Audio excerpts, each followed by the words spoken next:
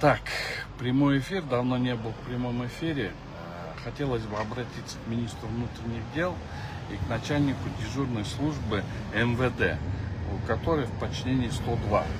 Сейчас на Кирпичной 2 часа назад были избиты отец и сын.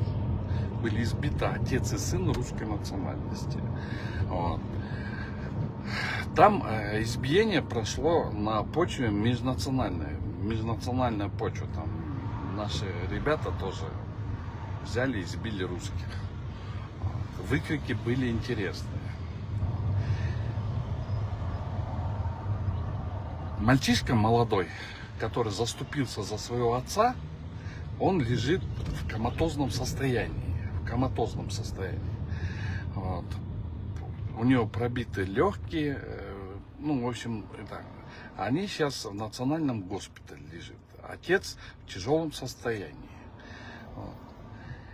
102 звонит, вот этого пацана, жена, звонит 102 уже 2 часа. И она никак не может набрать 102. Это все происходит в Свердловском районе. А 102 не отвечает. Я не поверил ей, я сам лично сейчас перезвонил 102. Я 15 минут ждал, никакого ответа нету 102. Наша милиция нас бережет.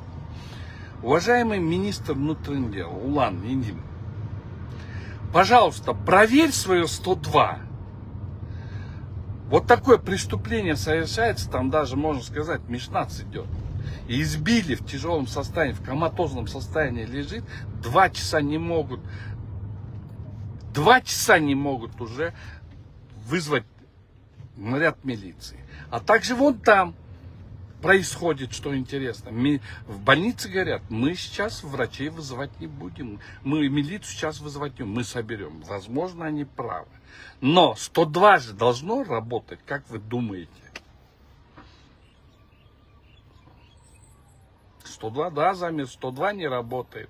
Сейчас избили одного русского парня, который заступился за своего старика отца, на которого пьяные соседи кинулись с межнациональными призывами. Это все происходило в Свердловском районе, на Кирпичной. А 102 звоню, 102 нифига не берет. Жена его звонила. Сейчас я перезваниваю 102 специально. Бошорон оператор сізде табылалат. Бошорон оператор сіздерал. По 15 минут ждал 4 раза.